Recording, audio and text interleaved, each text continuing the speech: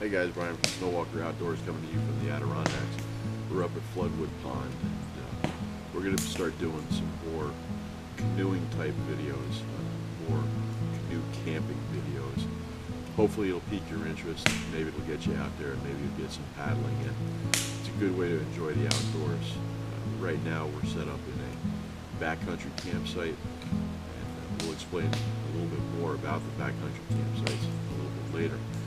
Right now we're going to take advantage of some good weather. When we actually came in, it was pouring rain, and we had to set up the camp pretty quick. So let's go ahead and we'll check out the dates for the day.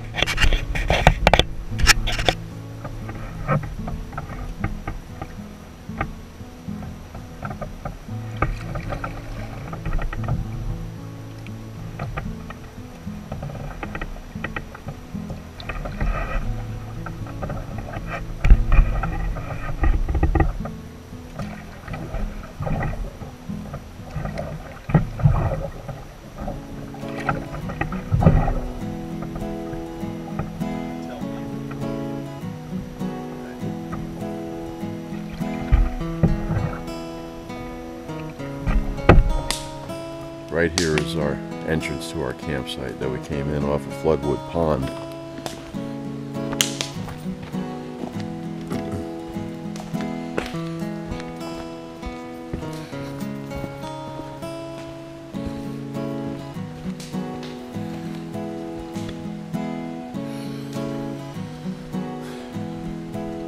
So this is Floodwood Pond. We came from the outpost at St. Regis Canoe Outfitters. We got our bear barrel, and then we came out and we made it out here. We got about a half an hour paddling in before it actually started downpouring, and we had a thunderstorm, so we had to get off the water. You got to be safe. You don't stay on the water in a thunderstorm. So this campsite was available. We took it and we set up. So let's go check that out. Come up here. Chris has got the fire going over there. Actually, I started it today, but Chris was doing most of the tending of the fire. He's our fire god. We have our canoes over here.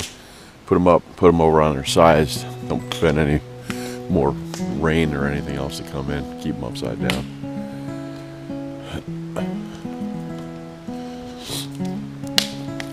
We got a tripod built with a galley pole. We got some coffee cooking right now. Bear barrel, all your food, your cookware, anything that has scent when you're in bear country, that's what you're going to want to have. We'll talk about that in a little while.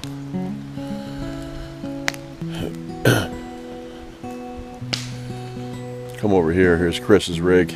He's got a tarp set up for his equipment. Put stuff underneath to keep everything dry, and then he wound up setting up a hammock. First night in the rainstorm, he didn't have the hammock set up. He was sleeping under a tarp, pretty much like me and Jimmy, but he decided to go to this when we had good weather.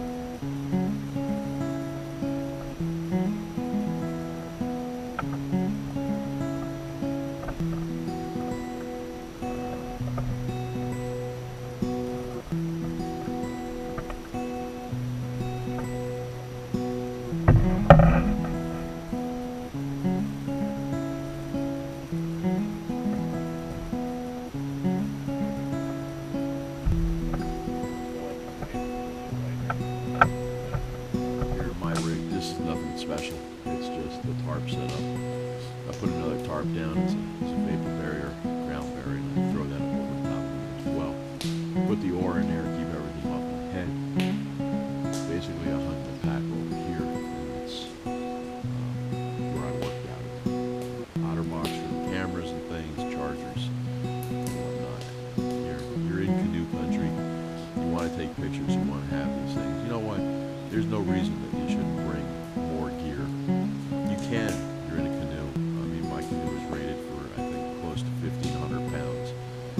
passengers and gear.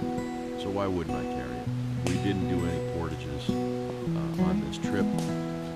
Would we have had to make several trips? Yeah, you do.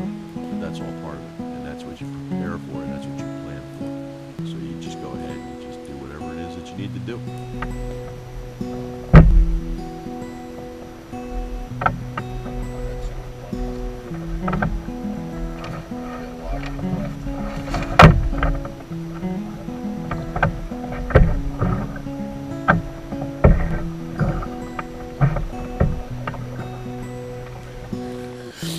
Come on over here. You can see Jimmy's rig. Jimmy reconfigured a little bit as well, and he set up his tarp over again. Made himself a little bit more of a more comfortable bed. So Jimmy's rig. So that's it. That's the camp. We worked out of here. We did some paddling. We got some footage of Fish Creek, and we'll be showing that to you. So hope you like the series, and we'll go from there.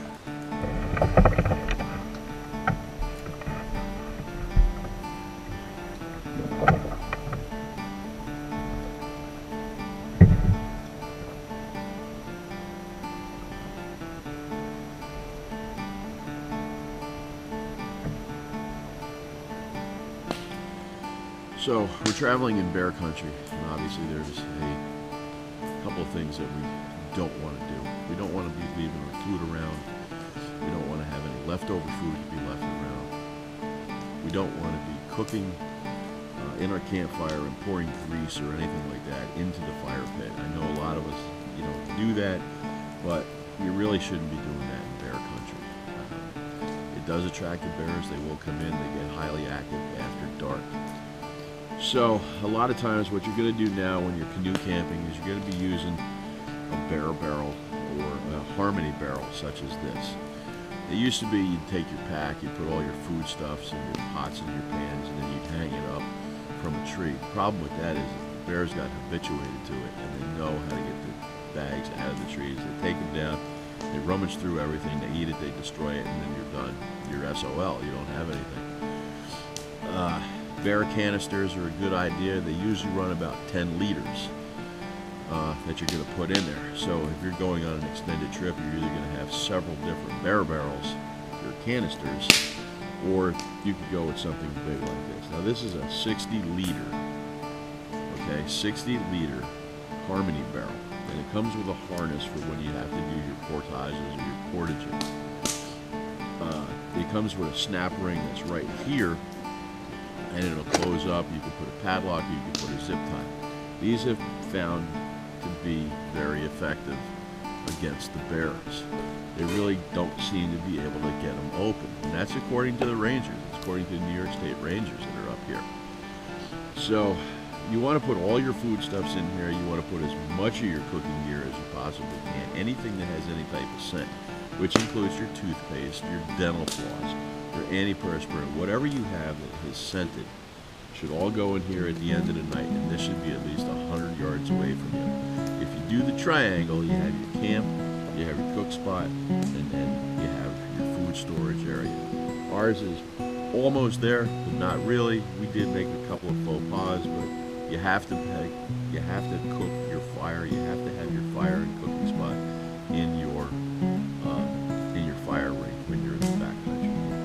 So this is a 60 liter. Now you can rent these. If you come up to St. Regis Canoe, you can rent this. This is like $6, $5 a day that you can rent this.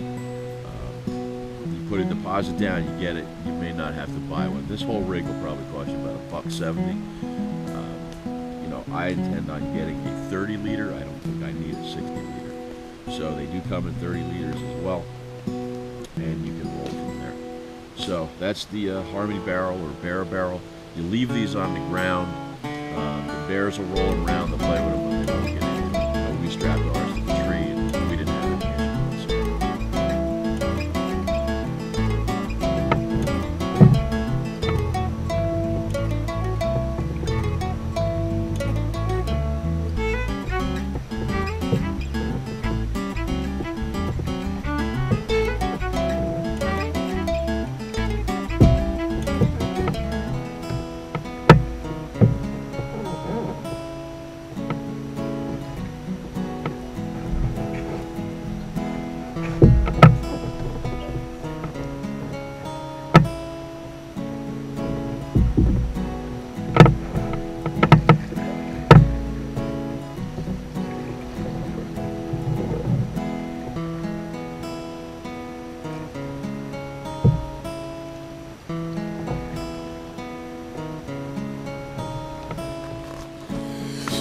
So right here, this is actually how I kind of set up my gear to be used.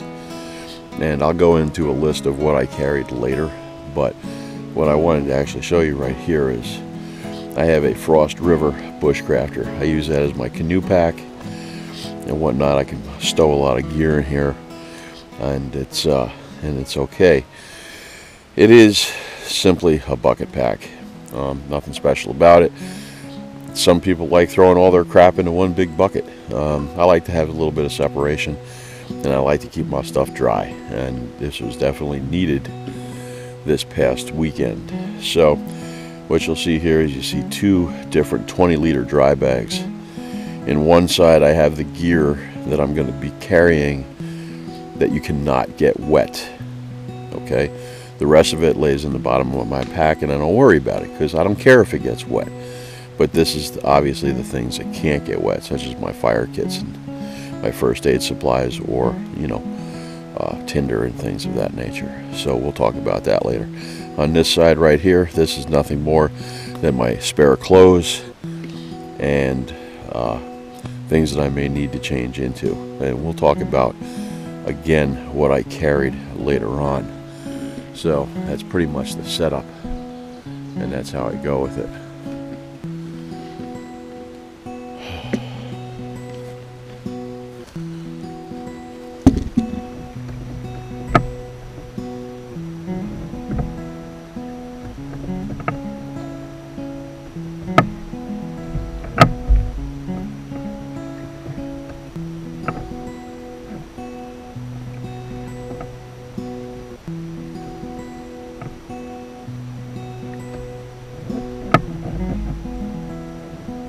So as you can see here, I have the two dry bags. You can color code them if you want, it doesn't really matter. But two 20-liter dry bags, so you got 40 liters worth of cargo space, and then you can tuck things around in the pack as well. Another nice thing to have when you have sunshine is solar, so that you can obviously charge up your devices, whatever you need, obviously camera batteries and or phones for emergency purposes. What we also wound up carrying is I wound up carrying two alcohol stoves as well. You see here, that's the personal one that I have made now, right there. These are pretty sexy. I get them imported from Walmart, where I buy my cat food, and they graciously let me make these alcohol stoves, and you too, yes, you too can have one. Send me your completed stove and I'll sign it for you, and then we'll go from there. So yep, got two of them in here, two models. I got this one and this one without holes. So all depends on how much you want your alcohol stove to look like mine and everybody else's out there that make them.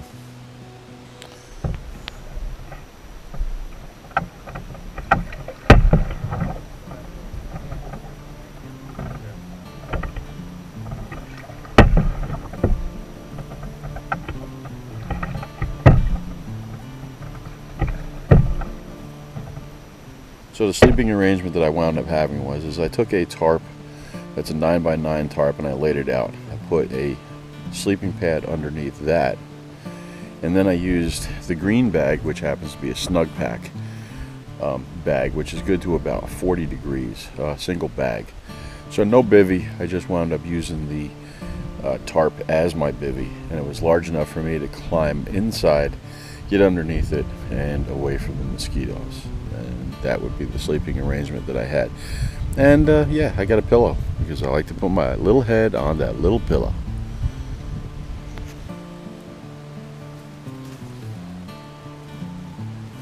Hear a loon in the background.